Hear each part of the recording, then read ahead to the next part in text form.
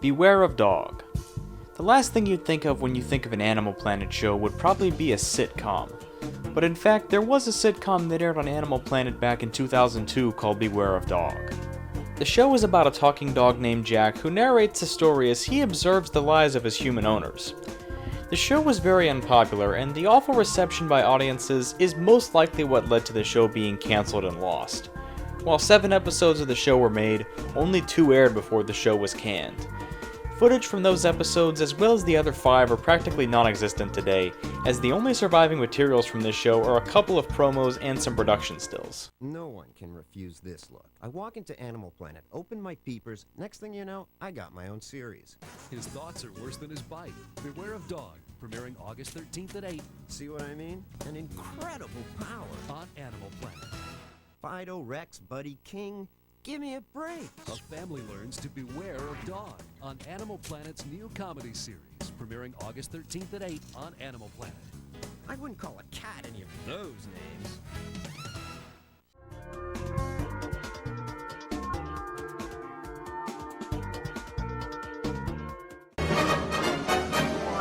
Neocortex frontal lobe, Brainstem! hippocampus neural node, right hemisphere. Brainstem.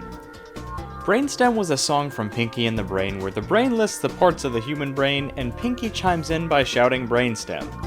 The full song is actually available on YouTube, but this full version is not the only one to have aired on TV. The song actually aired on several affiliate stations a month before the show premiered, with the ending lyric being changed in the final show. That ought to keep the little squirts happy. Was originally going to be, "Let's get this show on the road." It's unknown why the line was changed, or if it was even changed, as the evidence supporting the existence of the changed line is not very substantial.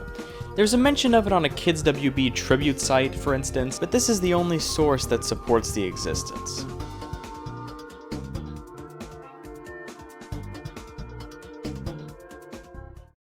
Jefferson, this is ridiculous.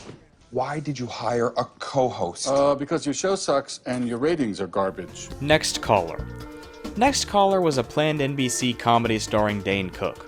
The show was about a radio DJ who ends up getting a co-host, and he's not too happy about that.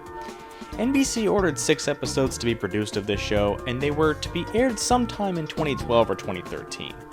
Only 4 episodes were produced before production abruptly stopped because NBC didn't like how it was turning out. Beyond this vague explanation, not much is known about this show's cancellation. The creator would go on to write a Tumblr post reflecting on this cancellation, but the actual show itself will most likely never air.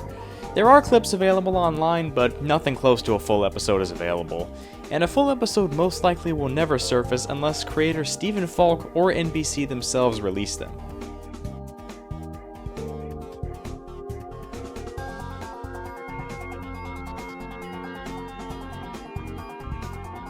K-Lumbo. K-Lumbo was a Kmart promotional safety video presumably shown to employees at Kmart stores. It was supposedly a parody of Columbo, where a detective investigates Kmart's safety protocols. Supposedly, the film also has another title, Safety is No Accident. It's unknown if this is a separate film, alternate title, or subtitle to the film, as court cases reference the two interchangeably while also treating them as separate films. Obviously the video is lost, and because of the lack of intentions to show it to the public, combined with the fact that more and more Kmarts are closing, it's unlikely this film will ever see the light of day.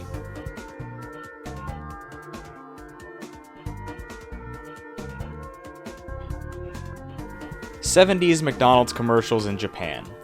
Between the years of 1973 and 1976, several McDonald's commercials were made for the Japanese market, as the chain had recently opened locations in the country at the time. These ads were considered bizarre live-action comedy skits that barely resembled advertisements. While the commercials from 1977 on are readily available, this bizarre gap in the Japanese McDonald's advertising history has eluded the internet for a while. At one point, a 1975 commercial was uploaded to YouTube, but the channel that uploaded the commercial was terminated. At this point, clips of these commercials are very scarce, and a hard number of how many commercials existed doesn't seem to be available.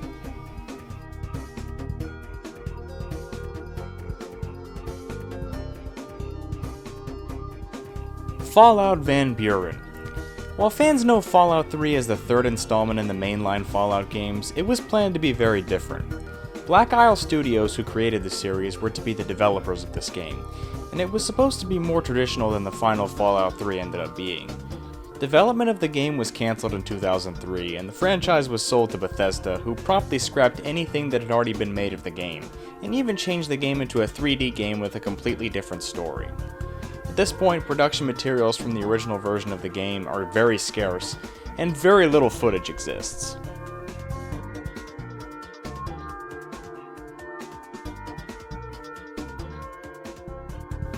In 2009, a Chowder TV movie was planned that never saw the light of day.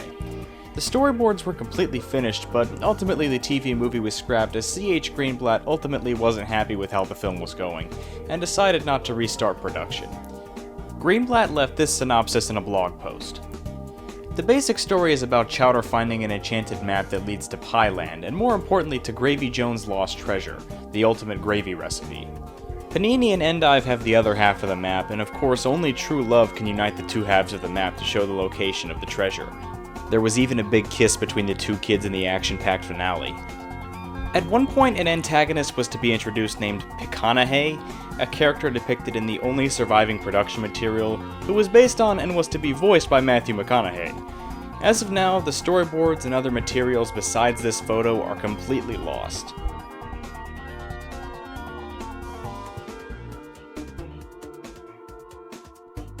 Meso Blues. Meso Blues was the original short film that would become Johnny Bravo.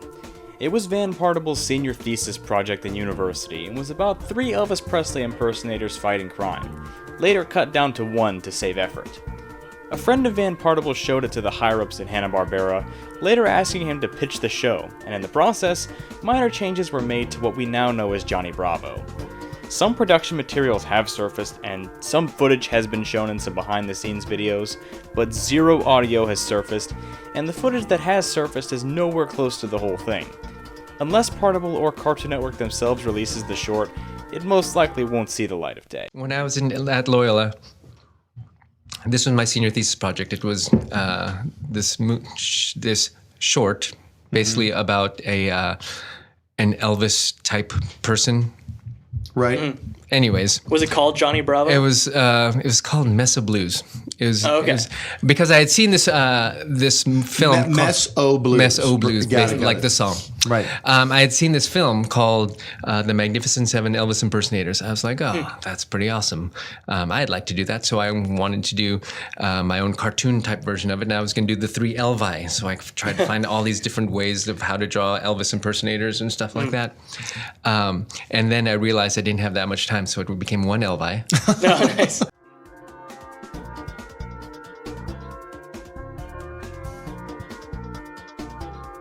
Shanghaied wraparound segments.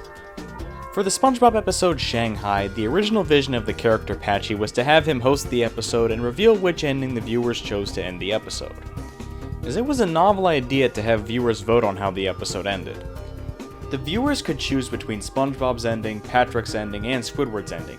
However, since SpongeBob's ending won, it was the one that's been airing in reruns ever since.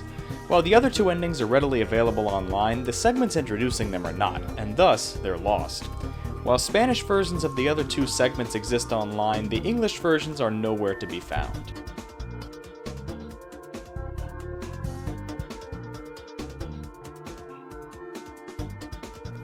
Baby Shaker. Baby Shaker was an iOS app released in 2009 that garnered a lot of controversy. The premise was that a crying baby would appear on the screen, and the user would shake his or her phone until red X's appeared over the baby's eyes. People were outraged at this. Babies getting brain damaged over being shaken is a very real phenomenon, and supposedly the app was released during the Awareness Week of Shaken Baby Syndrome. Apple promptly removed the app from the App Store after the app got in the news. Obviously, the app is lost now, and the only people that would still have access to it is if the app was already downloaded on their phone. Independent developer Dom Sagola helped build the iPhone app for the Obama campaign and says Baby Shaker needed to be pulled. I wasn't too impressed, and the concept itself is a little bit distasteful, actually. I have a toddler, so I wouldn't use that app. There's a certain expectation with the iPhone platform, And it's an expectation of quality, it's an expectation of a certain experience, and we, as developers, try to trust Apple to help us make the right decisions. Rand Alexander, who helped develop this cookie-eating app, suggests a rating system for the iPhone. They do have games that are a little more of a mature audience. I think maybe with something like that, it could have been rated mature.